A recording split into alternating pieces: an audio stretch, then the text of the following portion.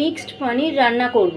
তার জন্য প্রথমেই বেটে নিচ্ছি 1.5 চামচ সাদা তিল, 8টা আমন্ড, 1 চামচ চারমগজ আর 10টা কাজু নিয়েছি। এটাকে আগে পনির রান্না করব, তাতে কড়াইয়ে সাদা তেল দিয়ে দিয়েছি।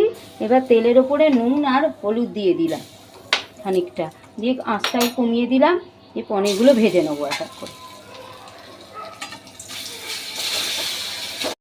ভাজা হয়ে গেছে। এবার এগুলোকে একটা বাটিতে নর্মাল জল নিয়েছি, এর মধ্যে সব পনিরগুলোকে দিয়ে দিলাম, ভিজিয়ে রাখবো।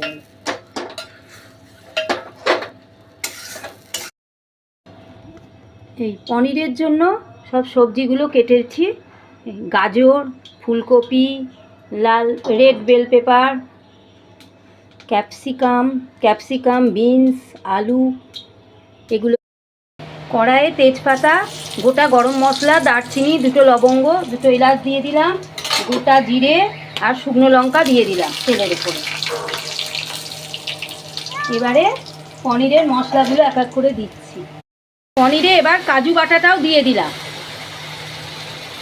কাজু, চালমগজ আর আমন্ড এগুলো যে বেটে রেখে দিয়েছিলাম, আর সাদা তিল, সেইগুলো মশলার মধ্যে একটু কাশ্মীরি মির্চ দিয়ে দিলাম।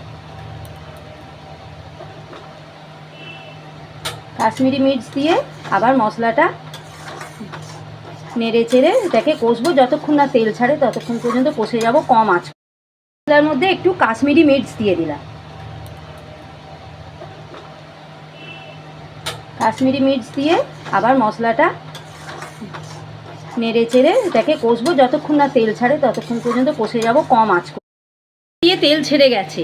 এবার আগে থেকে যে ভেজে রেখেছিলাম সবজিগুলো, নুন হলুদ ছাড়া এমনি সবজি ভেজে রেখেছিলাম, সেগুলো এতে দিয়ে দিচ্ছি। আর মশলায় তো নুন হলুদ দিয়েছি, এগুলো দিয়ে একেবারে কষবো। খানিকটা দুধ দিয়ে দিলাম, খানিকটা দুধ দিয়ে দিলাম,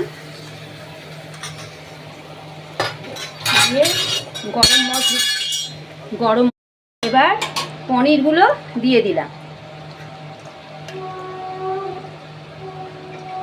পনিরগুলো নরম হয়েই আছে, জলে ভিজেছিল, নরম হয়ে আছে। আর পনিরের জল একটু দিয়ে দিলাম, দিয়ে নাড়াচাড়া করে নিলাম।